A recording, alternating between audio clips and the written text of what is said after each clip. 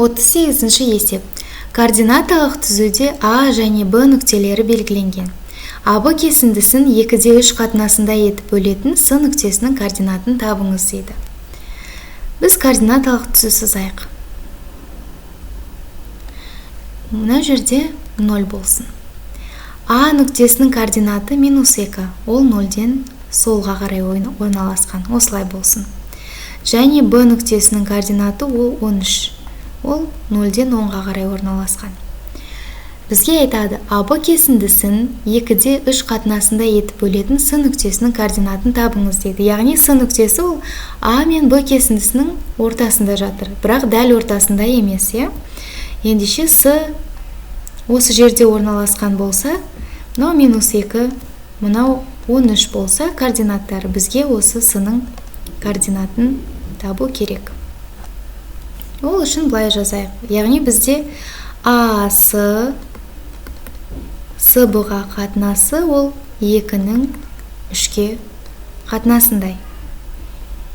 Егер біз бір бөлікті X деп алсақ, яғни қараймыз, АБ кесіндісі ол барлығы 5 бөлікке бөлініп тұр. Себебі АБ дегеніміз ол асы қосылған СБ ғой. Ал асы ол 2 бөлік, СБ 3 бөлік, яғни барлығы 5 бөліктен тұрады. Егер біз бір бөлікті X деп белгілесек, онда біздің асымыз 2X, СБ-міз 3X-ға тең болады, ал барлығы 5X-ға тең болады.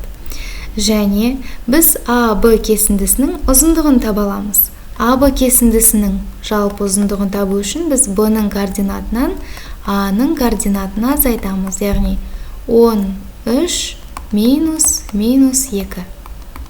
Бұл тең.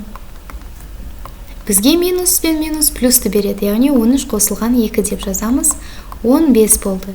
Енді бізде АБ кесіндісінің ұзындығы 15-ке тең болса, және ол 5 бөлікке бөлінген болса, біз оның бір бөлігінің ұзындығын таба аламыз. Біздің 5X-іміз 15-ке тең болады. Демек, біздің X-іміз 15 бөлінген 5, 3-ке тең.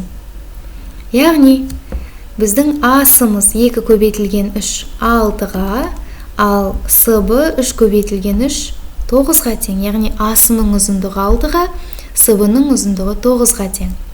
Бізге С нүктесінің координатын табу керек. Егер біз былай қарасақ, А-сының ұзындығын табу керек болса, біз С-ның координатынан А-ның координатын азайтқан болар едік.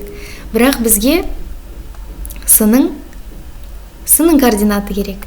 С-ның координатын табу үшін біз А-ға А-сыны қосамыз. Яғни, А-ның координатына ұзындығын қосамыз. Сонда С тең, А-ның координаты бізде -2-ге тең, А-сының координаты ұзындығы 6-ға тең. Демек, -2 қосылған 6, таңбалары әртүрлі, үлкенінен кішісін азайтамыз, яғни 6-дан 2-ні азайтамыз 4, үлкенінің таңбасын қоямыз, ол плюс. Яғни, С-ның координаты 4-ке тең. Нұсқалардың ішіндегі дұрысы С нұсқасы.